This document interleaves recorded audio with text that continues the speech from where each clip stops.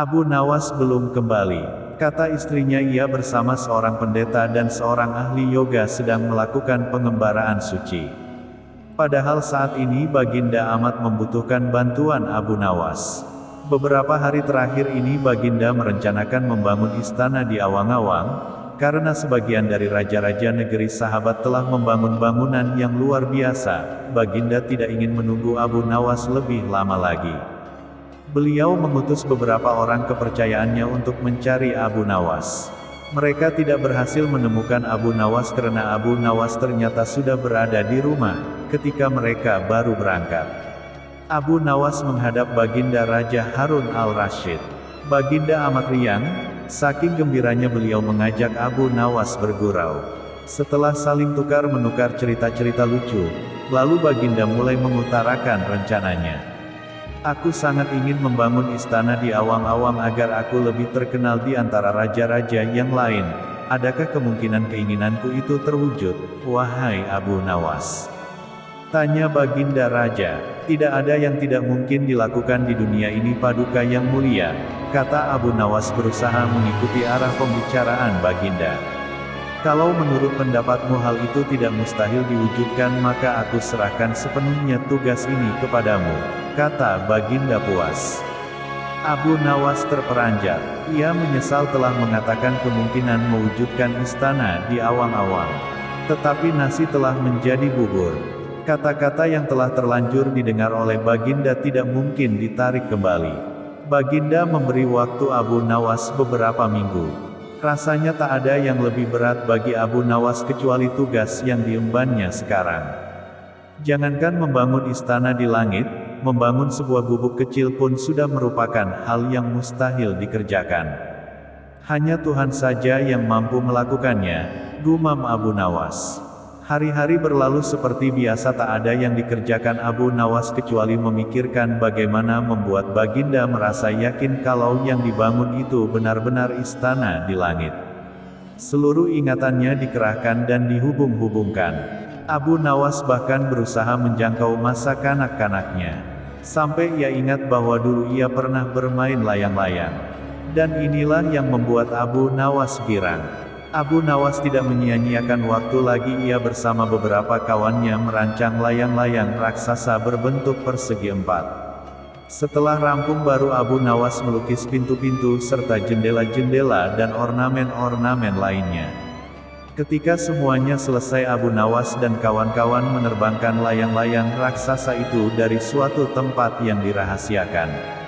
Begitu layang-layang raksasa berbentuk istana itu mengapung di angkasa, penduduk negeri gempar. Baginda Raja girang bukan kepalang. Benarkah Abu Nawas berhasil membangun istana di langit? Dengan tidak sabar beliau didampingi beberapa orang pengawal bergegas menemui Abu Nawas, dan Abu Nawas berkata dengan bangga, Paduka yang mulia, istana pesanan Paduka telah rampung, kata Abu Nawas merendah. Engkau benar-benar hebat wahai Abu Nawas, kata Baginda memuji Abu Nawas. Terima kasih Baginda yang mulia, kata Abu Nawas. Lalu bagaimana caranya aku ke sana? Tanya Baginda. Dengan tambang Paduka yang mulia, kata Abu Nawas dengan tenang. Kalau begitu siapkan tambang itu sekarang. Aku ingin segera melihat istanaku dari dekat, kata Baginda tidak sabar. Hamba Paduka yang mulia, hamba kemarin lupa memasang tambang itu sehingga seorang kawan hamba tertinggal di sana dan tidak bisa turun, kata Abu Nawas mulai berkelit. Bagaimana dengan engkau sendiri Abu Nawas? Dengan apa engkau turun ke bumi? Tanya Baginda. Dengan menggunakan sayap Paduka yang mulia, kata Abu Nawas dengan bangga. Kalau begitu buatkan aku sayap supaya aku bisa terbang ke sana, kata Baginda. Paduka yang mulia, sayap itu hanya bisa diciptakan dalam mimpi, kata Abu Nawas menjelaskan. Engkau berani mengatakan aku gila sepertimu? Tanya Baginda dan sambil melotot. Ya, Baginda. Kurang lebih seperti itu, jawab Abu Nawas tangkas. Apa maksudmu? Tanya Baginda lagi. Baginda tahu bahwa membangun istana di Awang-Awang adalah pekerjaan yang mustahil dilaksanakan. Tetapi Baginda tetap menyuruh hamba mengerjakannya. Sedangkan hamba juga tahu bahwa pekerjaan itu mustahil dikerjakan. Tetapi hamba tetap menyanggupi titah Baginda yang tidak masuk akal itu, kata Abu Nawas berusaha menjelaskan kepada Baginda Raja. Tanpa menoleh, Baginda Raja kembali ke istana diiringi para pengawalnya. Abu Nawas berdiri sendirian sambil memandang ke atas melihat istana terapung di awang-awang. Sebenarnya siapa di antara kita yang gila? Tanya Baginda mulai jengkel. Hamba kira kita berdua sama-sama tidak waras, Tuanku, jawab Abu Nawas tanpa ragu. Tidak seperti biasa, hari itu Baginda tiba-tiba ingin menyamar menjadi rakyat biasa. Beliau ingin menyaksikan kehidupan di luar istana tanpa sepengetahuan siapapun agar lebih leluasa bergerak. Baginda mulai keluar istana dengan pakaian yang amat sederhana layaknya seperti rakyat jelata. Di sebuah perkampungan beliau melihat beberapa orang berkumpul. Setelah Baginda mendekat, ternyata seorang ulama sedang menyampaikan kuliah tentang alam barzah.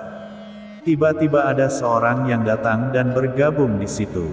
Ia bertanya kepada ulama itu, "Kami menyaksikan orang kafir pada suatu waktu dan mengintip kuburnya, tetapi kami tidak mendengar mereka berteriak dan tidak pula melihat penyiksaan-penyiksaan yang katanya sedang dialaminya.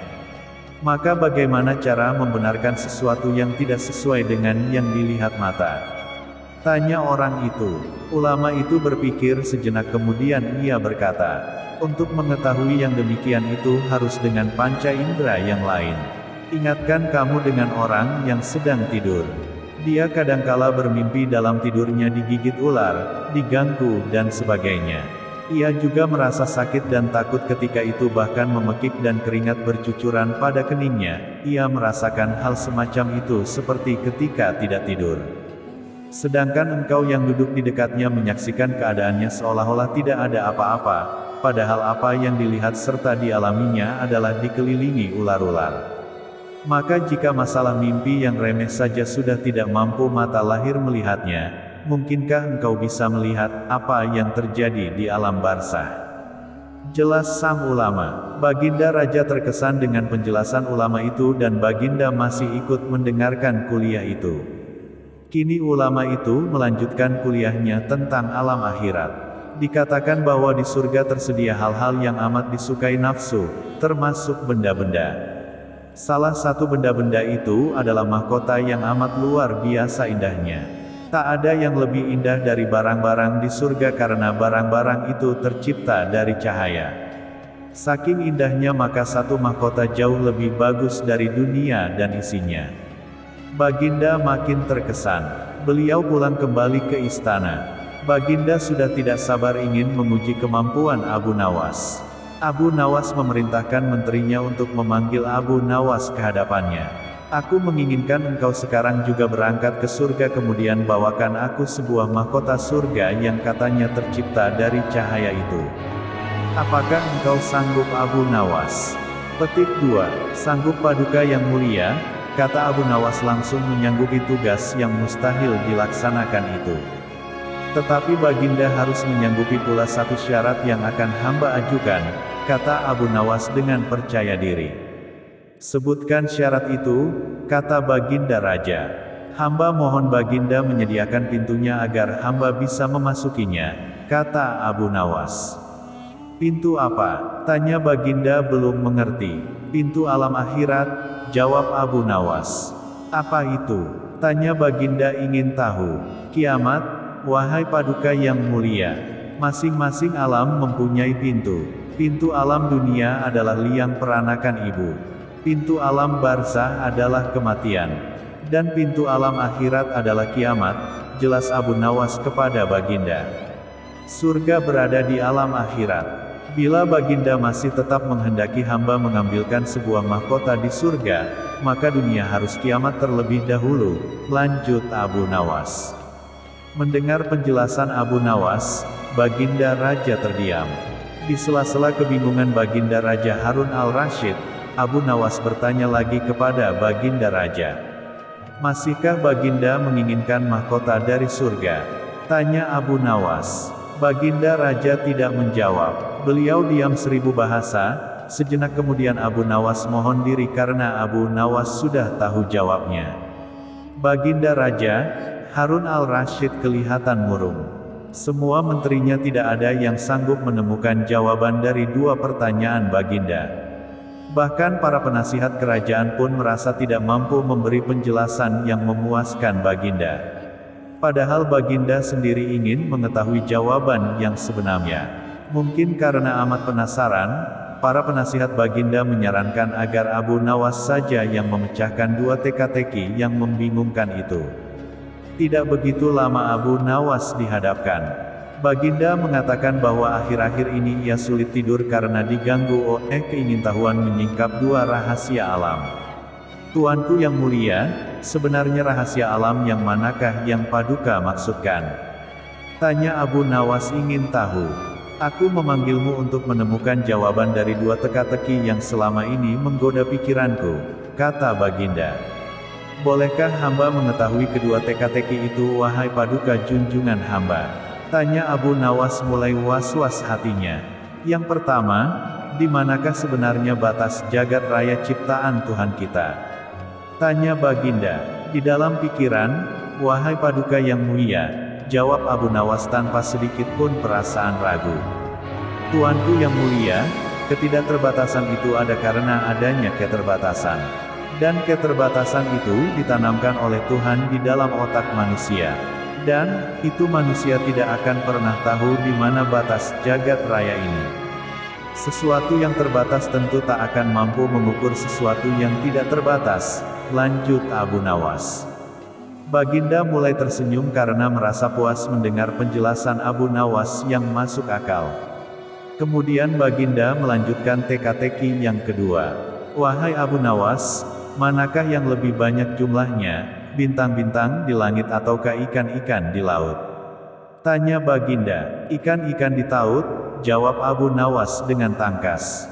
Bagaimana kau bisa langsung memutuskan begitu? Apakah engkau pernah menghitung jumlah mereka? Tanya Baginda heran. Paduka yang mulia, bukankah kita semua tahu bahwa ikan-ikan itu setiap hari ditangkapi dalam jumlah besar? Namun begitu jumlah mereka tetap banyak seolah-olah tidak pernah berkurang karena saking banyaknya. Sementara bintang-bintang itu tidak pernah rontok, jumlah mereka juga banyak, jawab Abu Nawas meyakinkan. Seketika itu rasa penasaran yang selama ini menghantui Baginda sirna tak berbekas. Baginda Raja Harun al-Rasyid memberi hadiah Abu Nawas dan istrinya uang yang cukup banyak. Karena tidak ada yang harus dikerjakan di rumah, Abu Nawas keluar untuk mencari angin. Jalan-jalan, Abu Nawas bertanya kepada seorang kawan yang kebetulan berjumpa di tengah jalan. Ada kerumunan apa di sana? Tanya Abu Nawas. Pertunjukan keliling yang melibatkan gajah ajaib, jawab kawan Abu Nawas tersebut. Apa maksudmu dengan gajah ajaib? Tanya Abu Nawas lagi. Gajah yang bisa mengerti bahasa manusia dan yang lebih menakjubkan lagi adalah gajah itu hanya mau tunduk kepada pemiliknya saja, jawab kawan Abu Nawas. Abu Nawas makin tertarik. Ia tidak tahan untuk menyaksikan kecerdikan dan keajaiban binatang raksasa itu. Kini Abu Nawas sudah berada di tengah kerumunan para penonton. Karena begitu banyak penonton yang menyaksikan pertunjukan itu, sang pemilik gajah dengan bangga menawarkan hadiah yang cukup besar bagi siapa saja yang sanggup membuat gajah itu mengangguk-angguk. Tidak heran bila banyak di antara para penonton yang mencoba untuk maju satu persatu. Mereka berupaya dengan beragam cara untuk membuat gajah itu mengangguk-angguk, tetapi usaha mereka sia-sia. Gajah itu tetap menggeleng-gelengkan kepala. Melihat kegigihan gajah itu, Abu Nawas semakin penasaran hingga ia maju untuk mencoba. Setelah berhadapan dengan binatang berbelalai itu, Abu Nawas bertanya kepada sang gajah. Tahukah engkau siapa aku ini? Gajah menggeleng. Apakah engkau tidak takut kepadaku? Tanya Abu Nawas lagi. Namun gajah itu tetap saja menggeleng-gelengkan kepala. Apakah engkau takut kepada tuanmu? Tanya Abu Nawas memancing. Gajah itu mulai ragu. Bila engkau tetap diam maka akan aku laporkan kepada tuanmu, lanjut Abu Nawas mengancam. Akhirnya gajah itu terpaksa mengangguk-angguk. Atas keberhasilan Abu Nawas membuat gajah itu mengangguk-angguk maka ia mendapat hadiah berupa uang yang banyak. Bukan main marahnya pemilik gajah itu hingga memukuli gajah yang malang itu. Pemilik gajah itu malu bukan kepalang. Pada hari berikutnya, ia ingin menebus kekalahannya. Kali ini ia melatih gajahnya mengangguk-angguk. Bahkan ia mengancam akan menghukum berat gajahnya apabila sampai bisa dipancing penonton mengangguk-angguk, terutama oleh Abu Nawas. Tak peduli apapun pertanyaan yang diajukan, saat-saat yang dinanti telah tiba. Kini para penonton ingin mencoba, harus sanggup membuat gajah itu menggelengkan kepala. Maka, seperti hari sebelumnya, banyak para penonton tidak sanggup memaksa gajah itu menggeleng-gelengkan kepala. Setelah tidak ada lagi yang ingin mencobanya, Abu Nawas maju lagi. Ia ingin mengulang pertanyaan yang sama. "Tahukah engkau siapa aku ini?" tanya Abu Nawas. Gajah itu mengangguk. "Apakah engkau tidak takut kepadaku?" tanya Abu Nawas lagi. Gajah itu tetap mengangguk. "Apakah engkau tidak takut kepada tuanmu?" pancing Abu Nawas. Gajah itu tetap mengangguk. Gajah itu mengangguk karena binatang itu lebih takut terhadap ancaman tuannya daripada Abu Nawas. Akhirnya Abu Nawas mengeluarkan bungkusan kecil berisi balsem. "Tahukah engkau apa guna balsem ini?" tanya Abu Nawas. Gajah itu tetap mengangguk. "Baiklah, bolehkah kugosok selangkangmu dengan balsem?" tanya Abu Nawas lagi. Gajah itu mengangguk lagi, lalu Abu Nawas menggosok selangkang binatang itu. Tentu saja gajah itu merasa agak kepanasan dan mulai agak panik. Kemudian Abu Nawas mengeluarkan bungkusan yang cukup besar. Bungkusan itu juga berisi balsem. "Maukah engkau bila balsem ini aku habiskan untuk menggosok selangkangmu?" ancam Abu Nawas, dan rupanya ia lupa ancaman tuannya sehingga terpaksa gajah itu menggeleng-gelengkan kepala sambil mundur beberapa langkah. Abu Nawas dengan kecerdikan dan akalnya yang licin mampu memenangkan sayembara itu, dan Abu Nawas pun segera pulang. Melihat ayam betinanya bertelur, Baginda tersenyum. Beliau memanggil pengawal agar mengumumkan kepada rakyat bahwa kerajaan mengadakan sayembara untuk umum. Sayembara itu berupa pertanyaan yang mudah tetapi memerlukan jawaban yang tepat dan masuk akal. Barang siapa yang bisa menjawab pertanyaan itu akan mendapat imbalan yang amat menggiurkan. 1 pundi penuh uang emas. Tetapi bila tidak bisa menjawab, maka hukuman yang menjadi akibatnya.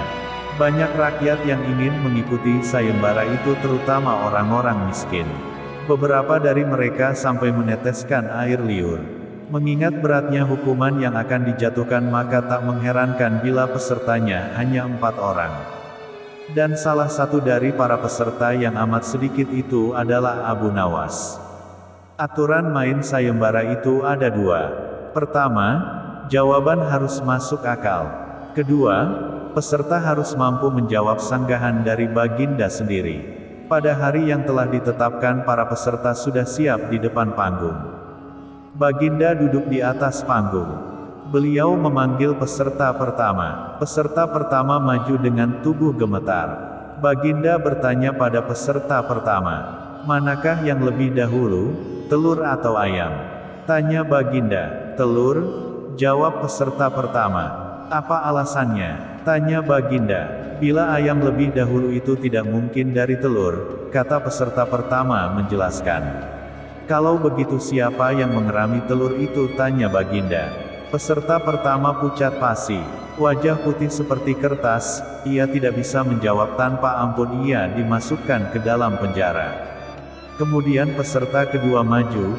Ia berkata kepada Baginda, "Paduka yang mulia, sebenarnya telur dan ayam tercipta dalam waktu yang bersamaan," kata peserta kedua. "Bagaimana bisa bersamaan?" tanya Baginda. "Bila ayam lebih dahulu itu tidak mungkin karena ayam berasal dari telur. Bila telur lebih dahulu itu juga tidak mungkin karena telur tidak bisa menetas tanpa dirami," kata peserta kedua dengan mantap. "Bukankah ayam betina bisa bertelur tanpa ayam jantan?" sanggah Baginda memojokkan. Peserta kedua bingung. Ia pun dijebloskan ke dalam penjara. Lalu giliran peserta ketiga. Ia berkata kepada Baginda Raja, "Tuanku yang mulia, sebenarnya ayam tercipta lebih dahulu daripada telur," kata peserta ketiga. "Sebutkan alasanmu," Kata Baginda, menurut hamba, yang pertama tercipta adalah ayam betina. Kata peserta ketiga meyakinkan, lalu bagaimana ayam betina bisa beranak pinak seperti sekarang? Sedangkan ayam jantan tidak ada, kata Baginda memancing. Ayam betina bisa bertelur tanpa ayam jantan.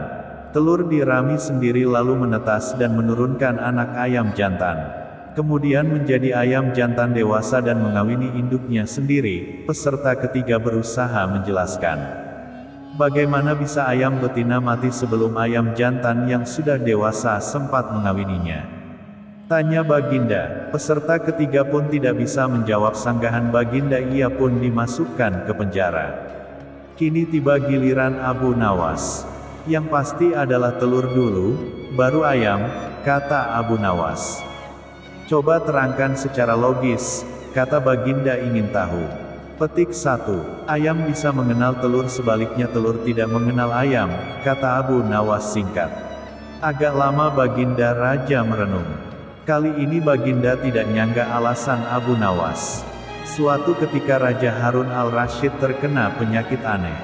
Tubuh Raja Harun al-Rasyid terasa kaku dan pegal.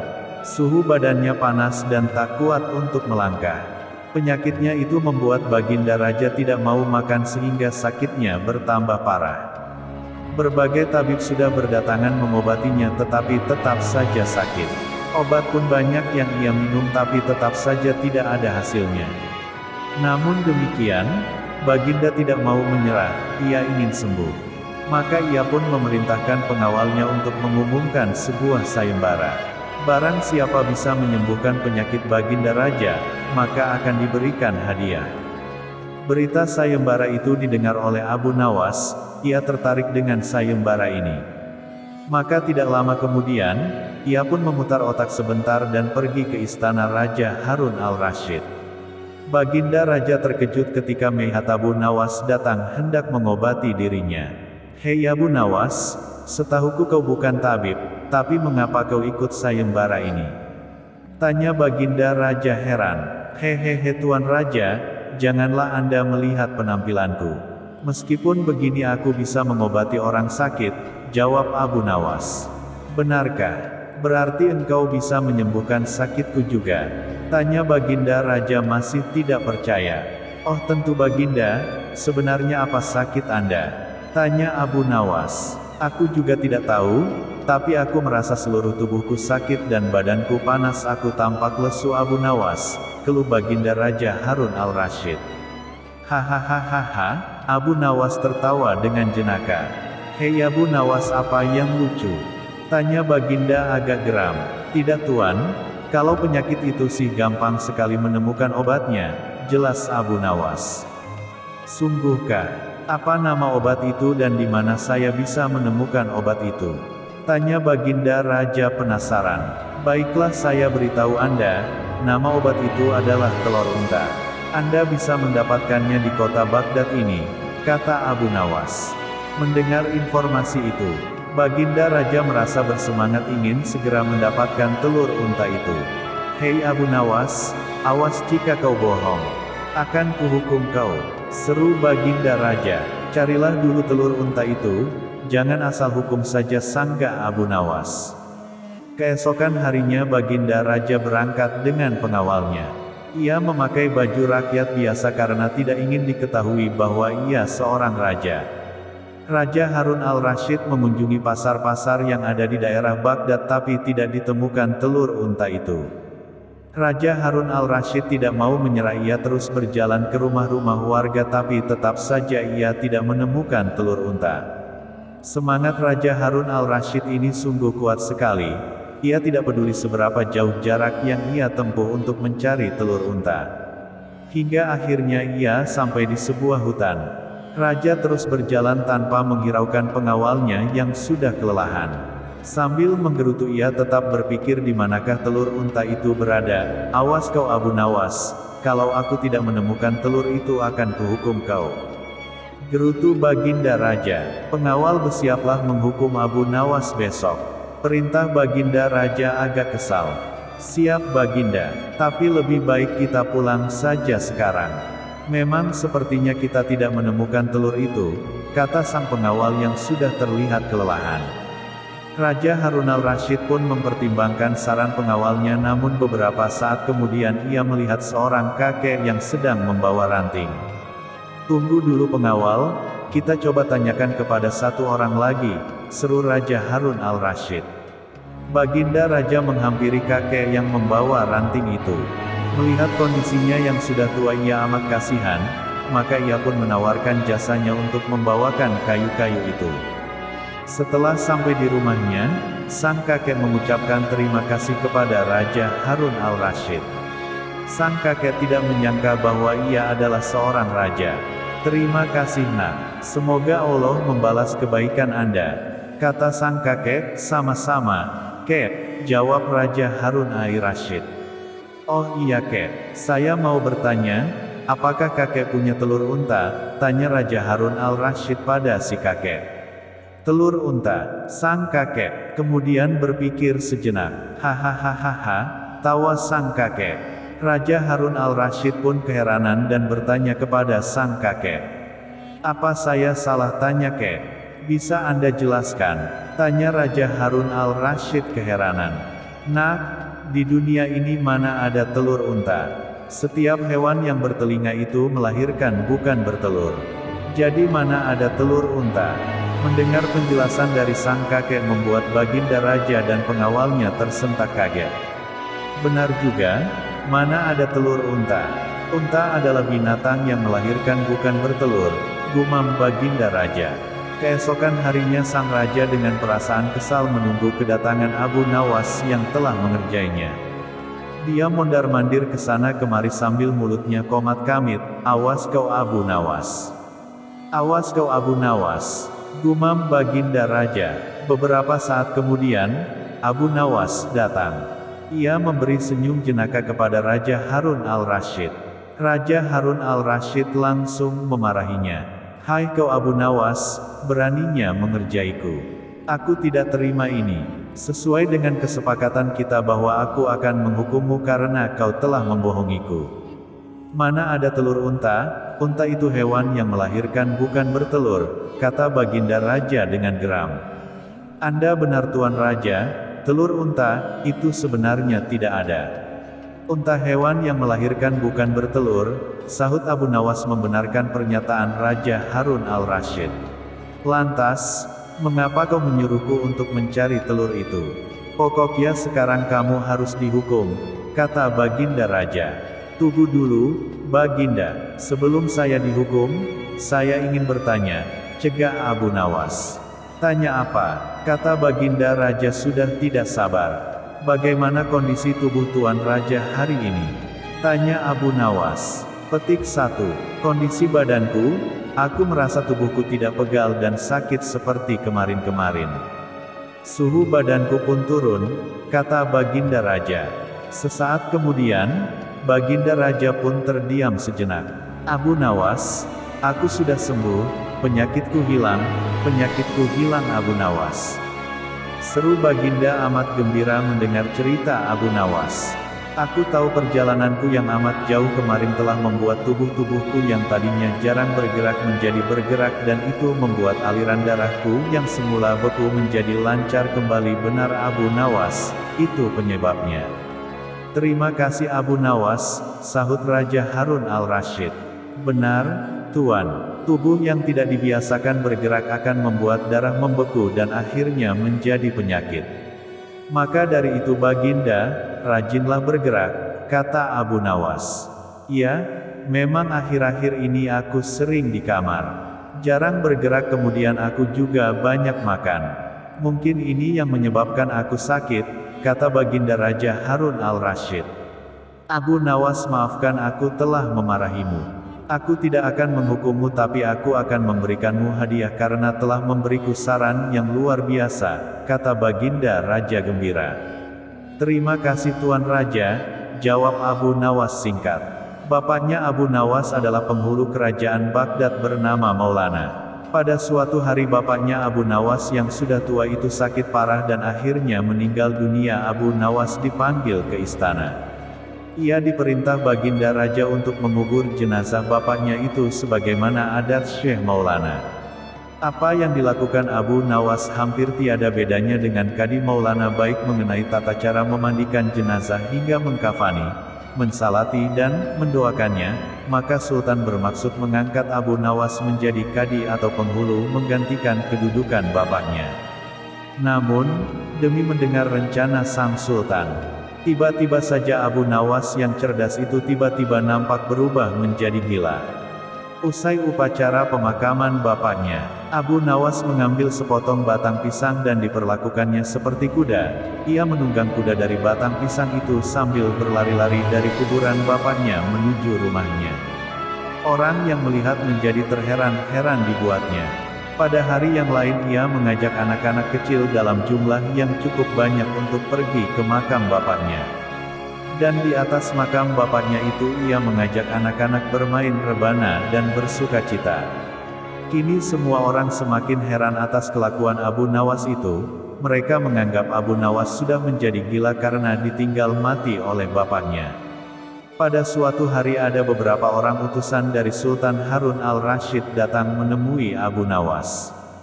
"Hai Abu Nawas, kau dipanggil Sultan untuk menghadap ke istana," kata wazir utusan Sultan. "Buat apa Sultan memanggilku? Aku tidak ada keperluan dengannya," kata Abu Nawas dengan entengnya seperti tanpa beban. "Hai Abu Nawas, kau tidak boleh berkata seperti itu kepada rajamu," kata utusan raja. "Hai wazir, kau jangan banyak cakap. Cepat ambil kudaku ini dan mandikan di sungai supaya bersih dan segar," kata Abu Nawas sambil menyodorkan sebatang pohon pisang yang dijadikan kuda-kudaan. Si wazir hanya geleng-geleng kepala melihat kelakuan Abu Nawas. "Abu Nawas, kau mau atau tidak menghadap Sultan?" kata wazir. "Katakan kepada rajamu, aku sudah tahu maka aku tidak mau," kata Abu Nawas. Petik 1. Apa maksudnya Abu Nawas? Tanya wazir dengan rasa penasaran. "Sudah pergi sana, bilang saja begitu kepada rajamu," kata Abu Nawas sembari menyarut debu dan dilempar ke arah si wazir dan teman-temannya. Si wazir segera menyingkir dari halaman rumah Abu Nawas. Mereka laporkan keadaan Abu Nawas yang seperti orang gila itu kepada Sultan Harun al-Rasyid. Dengan geram Sultan berkata, "Kalian bodoh semua, hanya menghadapkan Abu Nawas kemari saja tak becus. Ayo pergi sana ke rumah Abu Nawas, bawa dia kemari dengan sukarela ataupun terpaksa." Petik 2. Si wazir segera mengajak beberapa prajurit istana. Dan dengan paksa Abu Nawas dihadirkan di hadapan raja.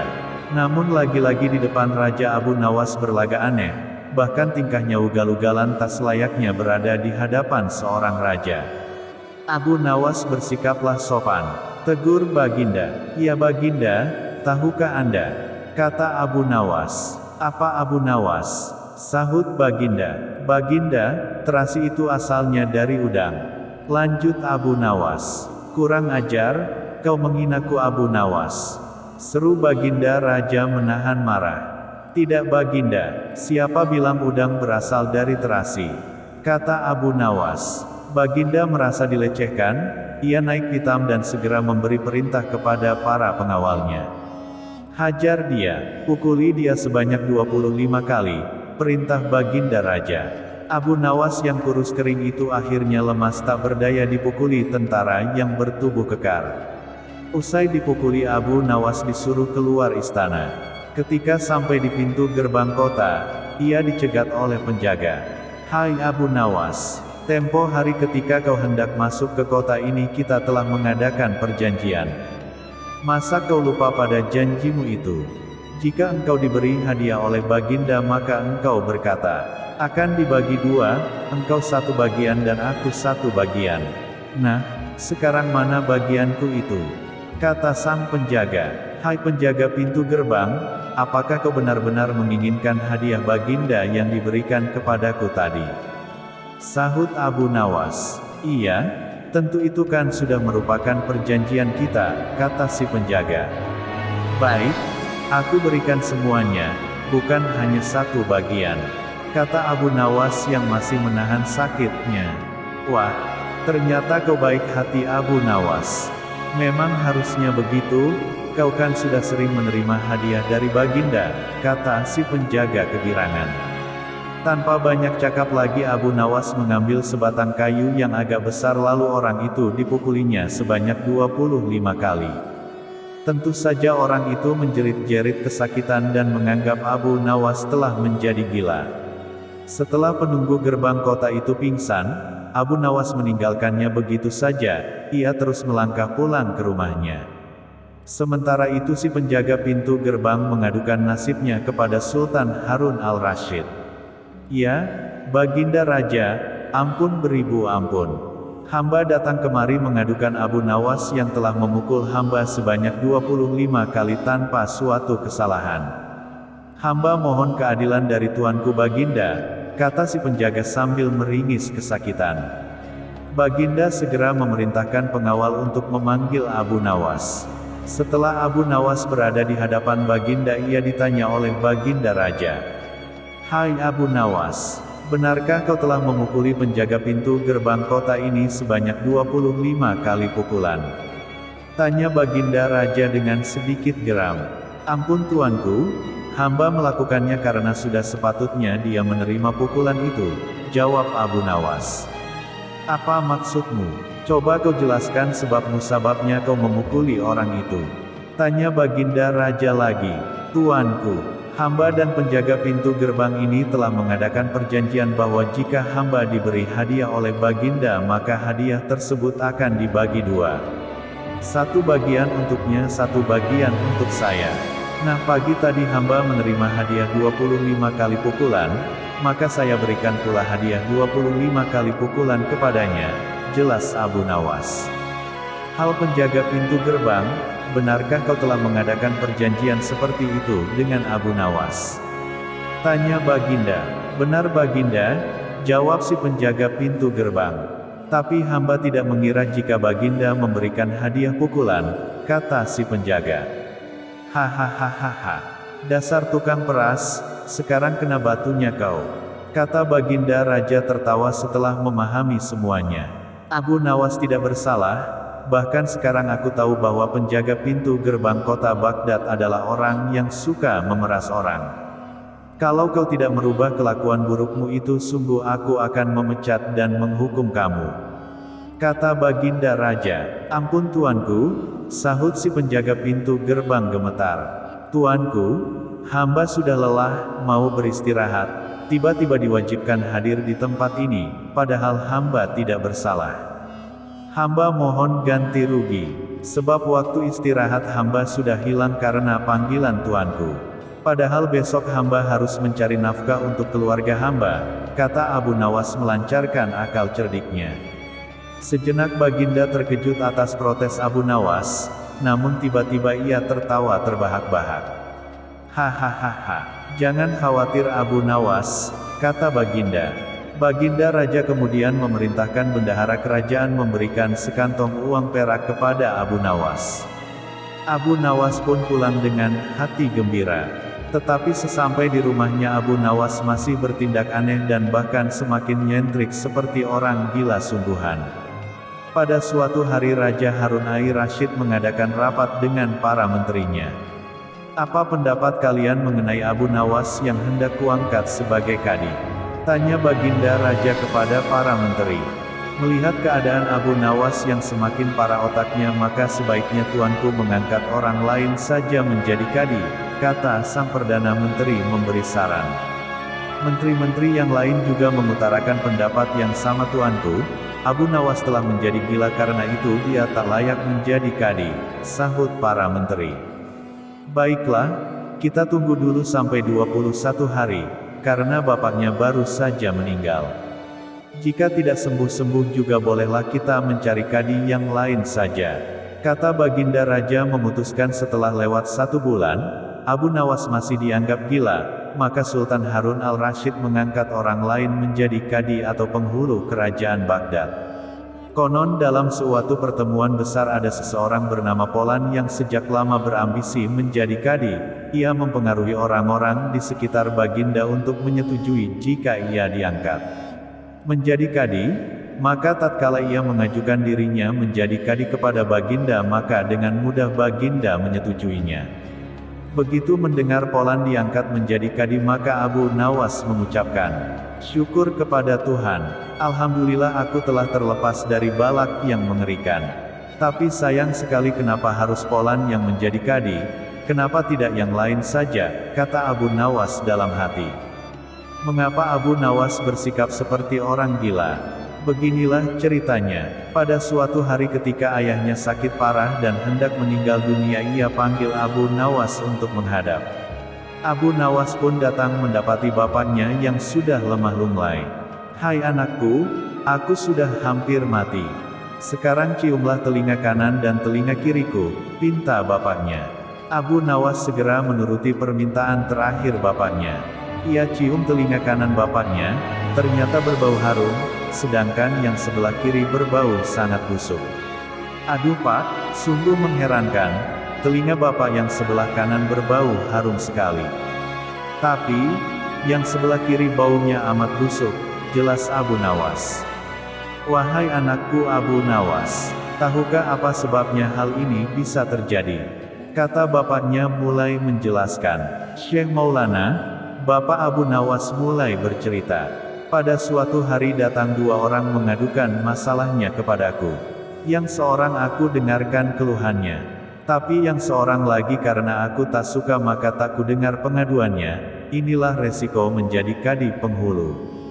Jika kelak kau suka menjadi kadi maka kau akan mengalami hal yang sama. Namun jika kau tidak suka menjadi kadi maka buatlah alasan yang masuk akal agar kau tidak dipilih sebagai kadi oleh Sultan Harun al-Rasyid.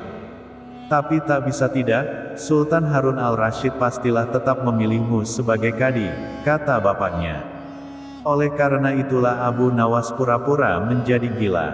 Hanya untuk menghindarkan diri agar tidak diangkat menjadi kadi atau penghulu yang pada masa itu kedudukannya seperti ingin memutus suatu perkara. Cita-cita atau obsesi menghukum Abu Nawas sebenarnya masih bergolak, namun Baginda merasa kehabisan akal untuk menjebak Abu Nawas. Seorang penasihat kerajaan kepercayaan Baginda Raja menyarankan agar Baginda memanggil seorang ilmuwan ulama yang berilmu tinggi untuk menandingi Abu Nawas. Pasti masih ada peluang untuk mencari kelemahan Abu Nawas. Menjebak pencuri harus dengan pencuri. Dan ulama dengan ulama. Baginda menerima usul yang cemerlang itu dengan hati bulat.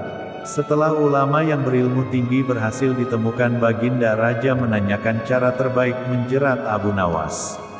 Ulama itu memberi tahu cara-cara yang paling jitu kepada Baginda Raja. Baginda Raja manggut-manggut setuju. Wajah Baginda tidak lagi murung. Apalagi ulama itu menegaskan bahwa ramalan Abu Nawas tentang takdir kematian Baginda Raja sama sekali tidak mempunyai dasar yang kuat. Tiada seorang pun manusia yang tahu kapan dan di bumi mana ia akan mati apalagi tentang ajal orang lain. Ulama andalan Baginda Raja mulai mengadakan persiapan seperlunya untuk memberikan pukulan fatal bagi Abu Nawas. Siasat pun dijalankan sesuai rencana. Abu Nawas terjerembab ke pangkuan siasat sang ulama. Abu Nawas melakukan kesalahan yang bisa menghantarnya ke tiang gantungan atau hukuman pancung. Benarlah peribahasa yang berbunyi sepandai-pandai tupai melompat pasti suatu saat akan terpeleset. Kini Abu Nawas benar-benar mati kutu. Sebentar lagi ia akan dihukum mati karena jebakan sang ilmuwan ulama.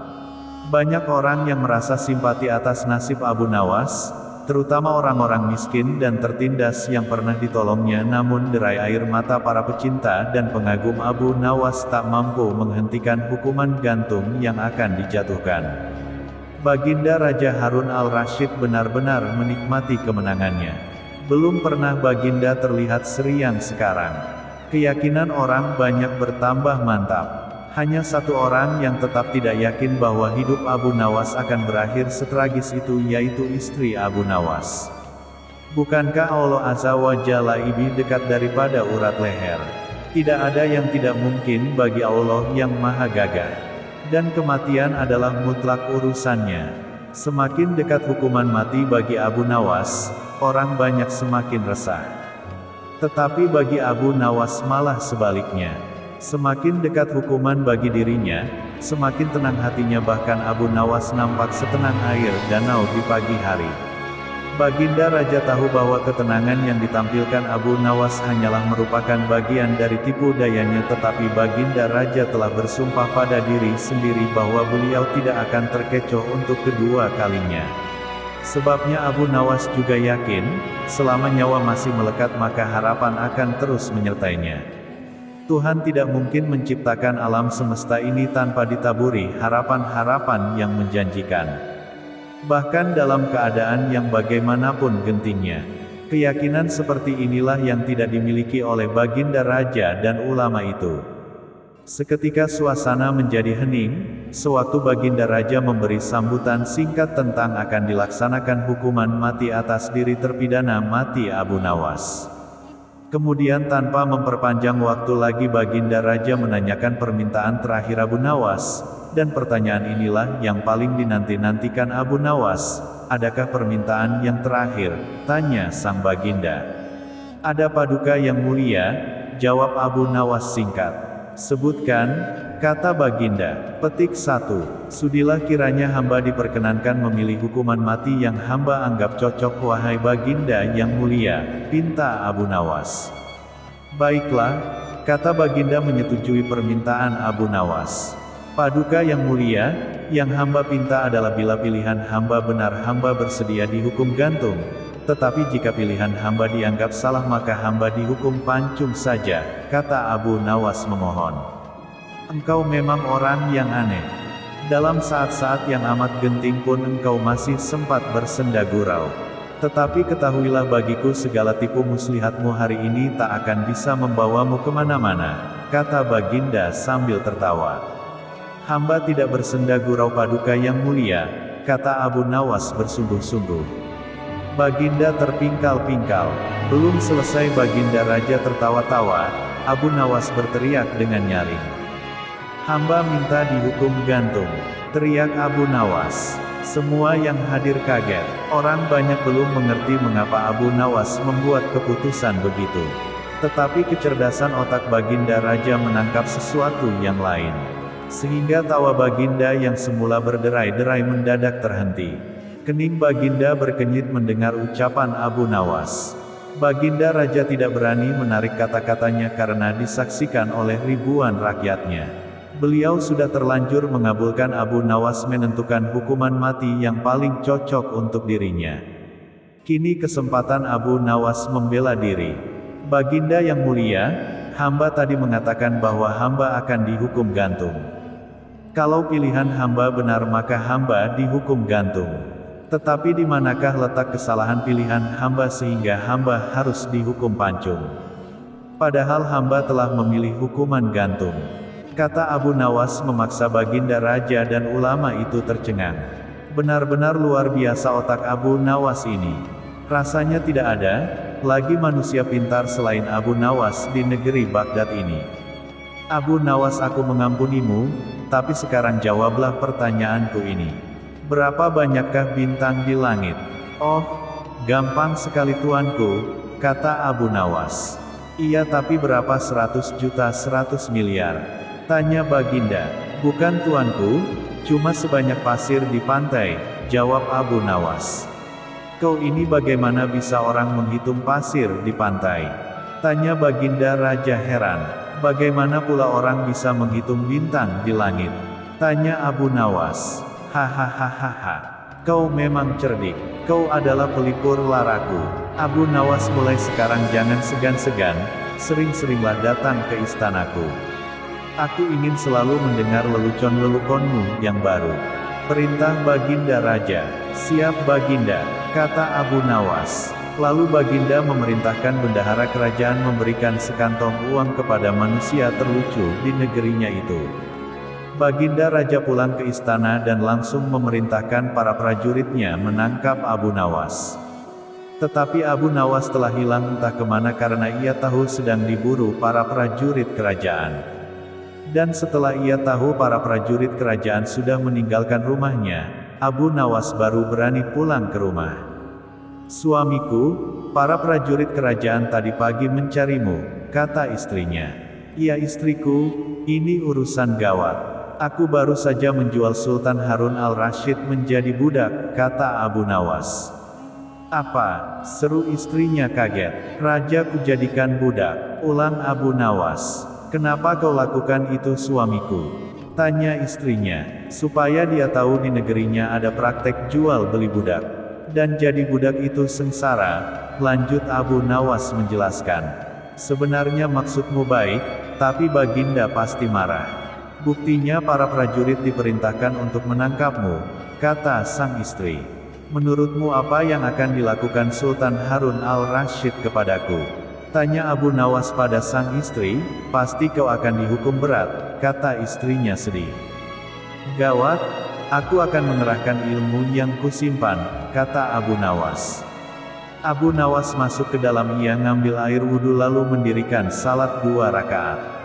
Lalu berpesan kepada istrinya apa yang harus dikatakan bila Baginda datang. Tidak berapa lama kemudian tetangga Abu Nawas geger, karena istri Abu Nawas menjerit-jerit. Ada apa? Tanya tetangga Abu Nawas sambil tergopoh-gopoh. Suamiku mati, seru istri Abu Nawas. Hah? Abu Nawas mati? Kata para tetangga hampir bersamaan. Iya, kata istri Abu Nawas. Kini kabar kematian Abu Nawas tersebar ke seluruh pelosok negeri. Baginda terkejut. Kemarahan dan kegeraman beliau agak susut mengingat Abu Nawas adalah orang yang paling pintar menyenangkan dan menghibur Baginda Raja. Baginda Raja beserta beberapa pengawal beserta seorang tabib istana, segera menuju rumah Abu Nawas. Tabib segera memeriksa Abu Nawas. Sesaat kemudian ia memberi laporan kepada Baginda bahwa Abu Nawas memang telah mati beberapa jam yang lalu. Setelah melihat sendiri tubuh Abu Nawas terbujur kaku tak berdaya, Baginda Raja merasa terharu dan meneteskan air mata. Beliau bertanya kepada istri Abu Nawas, "Adakah pesan terakhir Abu Nawas untukku?" Tanya Baginda. "Ada, Paduka yang mulia," kata istri Abu Nawas sambil menangis. "Katakanlah," kata Baginda Raja. "Suami hamba, Abu Nawas, memohon sudilah kiranya Baginda Raja mengampuni semua kesalahannya dunia akhirat di depan rakyat," kata istri Abu Nawas terbata-bata.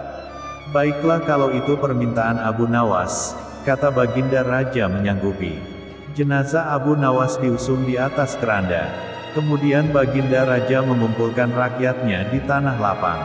Beliau berkata di hadapan rakyat, "Wahai rakyatku, dengarkanlah bahwa hari ini, aku Sultan Harun al-Rasyid telah memaafkan segala kesalahan Abu Nawas yang telah diperbuat terhadap diriku dari dunia hingga akhirat.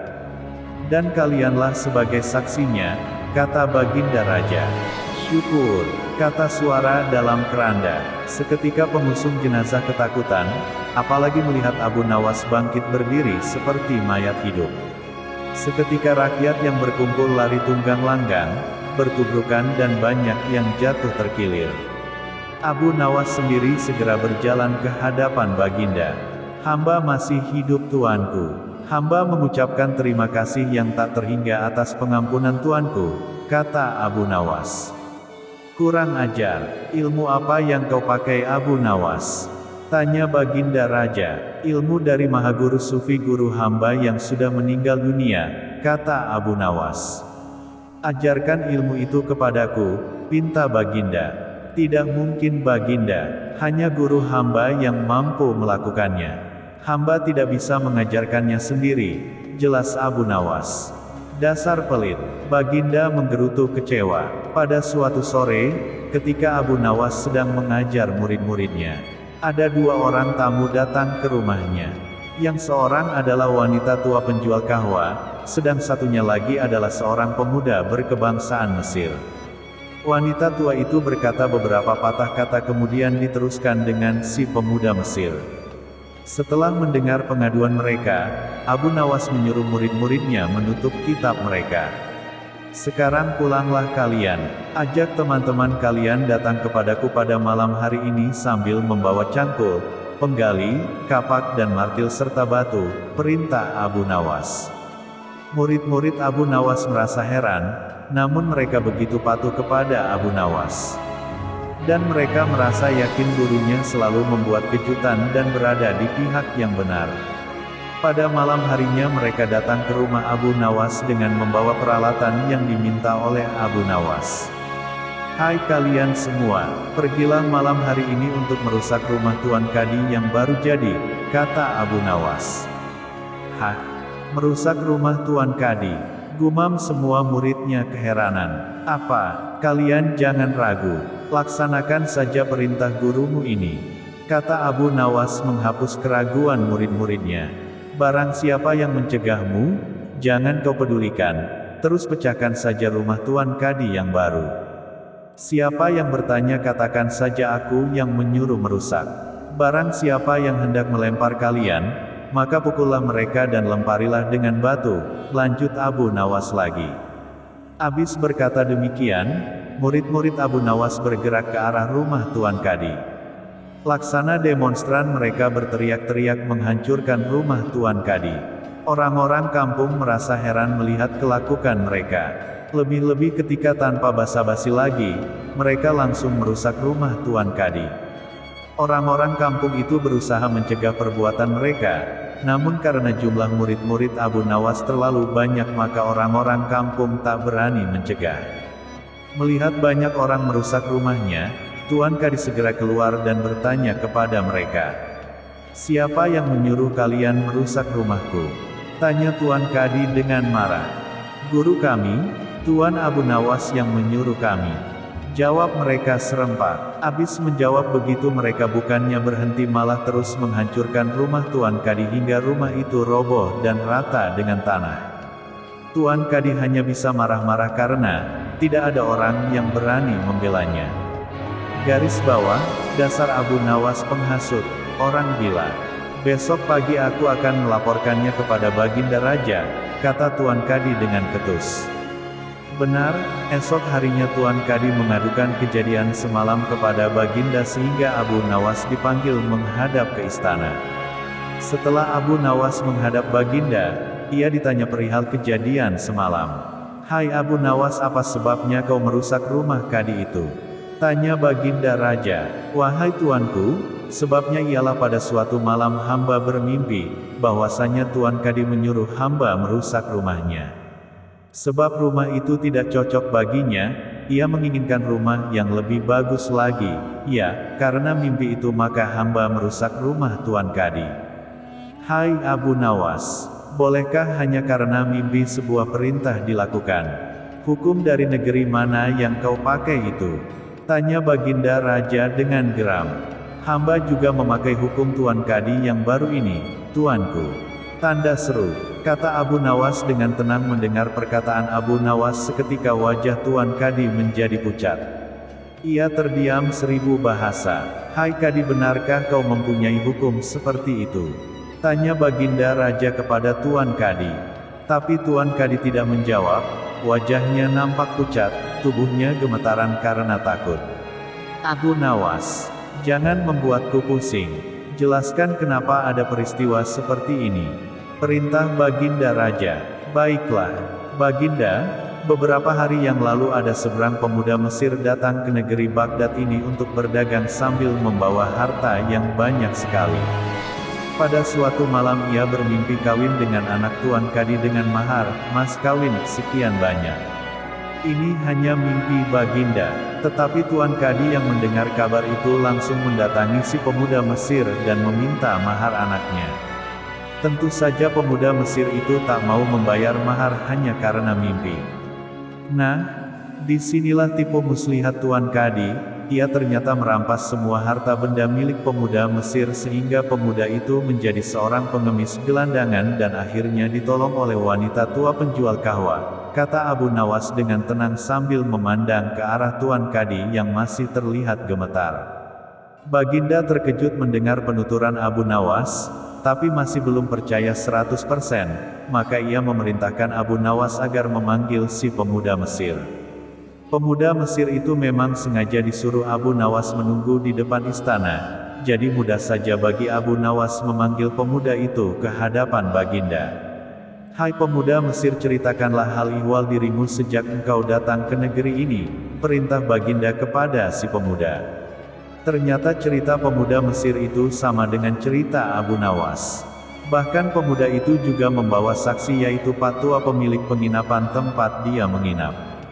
Kurang ajar, ternyata aku telah mengangkat seorang kadi yang buruk moralnya, seru Baginda Raja dengan geram.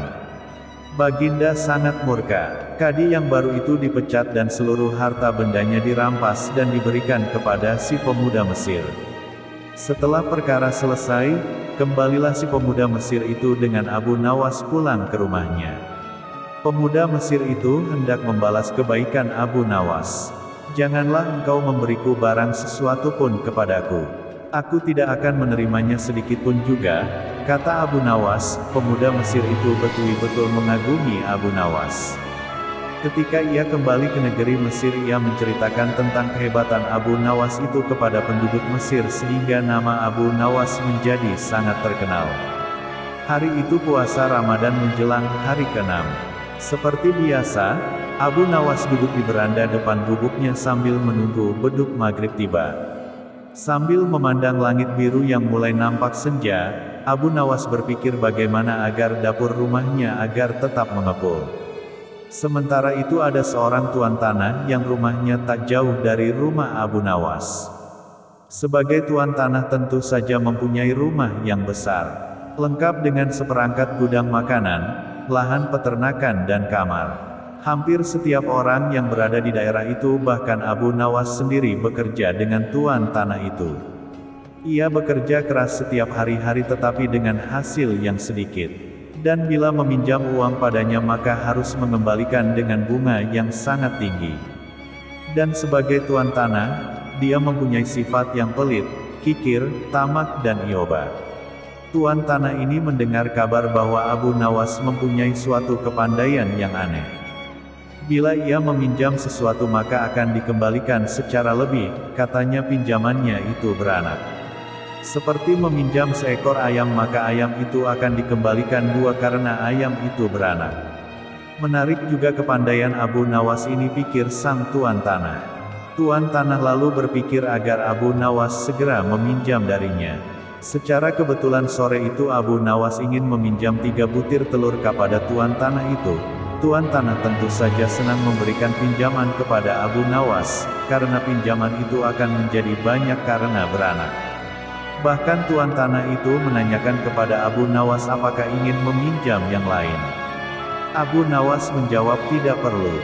Dia hanya butuh 3 butir telur. Tuan tanah itu bertanya lagi dengan Abu Nawas kapan telur itu akan beranak. Abu Nawas menjawab itu tergantung dengan keadaan. 5 hari kemudian, Abu Nawas kembali ke rumah tuan tanah itu. Mengembalikan telur 3 menjadi 5 butir. Melihat 5 butir telur betapa senangnya tuan tanah itu. Tuan tanah lalu menanyakan kepada Abu Nawas apakah ia akan meminjam lagi. Abu Nawas lalu meminjam piring tembikar sebanyak 2 buah. Tuan tanah itu memberikan dengan senang hati dan berharap piringnya itu menjadi banyak. 5 hari kemudian Abu Nawas datang dengan membawa 3 piring tembikar. Walaupun tidak sesuai dengan yang diharapkan, tetapi hatinya cukup gembira karena 2 piring dulu hanya melahirkan 1 anak saja. Tak mengapa, pikir sang tuan tanah, karena bisa saja orang mempunyai anak tunggal bahkan tidak memiliki anak. Abu Nawas dan tuan tanah itu sama-sama senang. Oleh karena itu tuan tanah meminjamkan uang senilai 1000 dinar, jumlah yang sangat besar, gaji buat seluruh karyawan dan pekerjanya selama 1 bulan. Tuan tanah itu berangan-angan bahwa uang yang dipinjam Abu Nawas nanti akan diapakan karena akan banyak beranak. Tuan tanah itu menanti dengan tidak sabar. Ditunggu selama 5 hari, Abu Nawas tidak kunjung datang. Hampir 1 bulan, Abu Nawas juga tidak datang. Saat tuan tanah akan mendatangi rumah Abu Nawas dengan anak buahnya, Abu Nawas datang. Mulanya tuan tanah gembira, tapi sesudah Abu Nawas menjelaskan persoalannya, bukan main marahnya tuan tanah itu. Sayang sekali tuan, uang yang saya pinjam itu, bukannya beranak, malah 3 hari kemudian mati mendadak, kata Abu Nawas. Mendengar kata-kata itu, betapa geramnya tuan tanah. Hampir saja Abu Nawas dihajar anak buah Tuan Tanah. Untung saja ada teman-teman Abu Nawas yang baru pulang dari bekerja. Tuan Tanah itu mengadukan kepada pengadilan. Tuan Tanah itu berharap Abu Nawas akan digantung atau bahkan dihukum rajam. Dan pengadilan pun digetar. Abu Nawas membeberkan semua duduk permasalahannya. Demikian juga Tuan Tanah itu menjelaskan. Pengadilan pun memutuskan cukup rasional, masuk akal. Kalau sesuatu bisa beranak sudah pasti bisa mati. Dan Abu Nawas telah menjalankan lakonnya dengan baik. Adapun Tuan Tanah yang tamak itu telah tertipu karena wataknya sendiri yang kikir, tamak, pelit. Demikian kisah Abu Nawas. Semoga kalian semua terhibur. Assalamualaikum warahmatullahi wabarakatuh.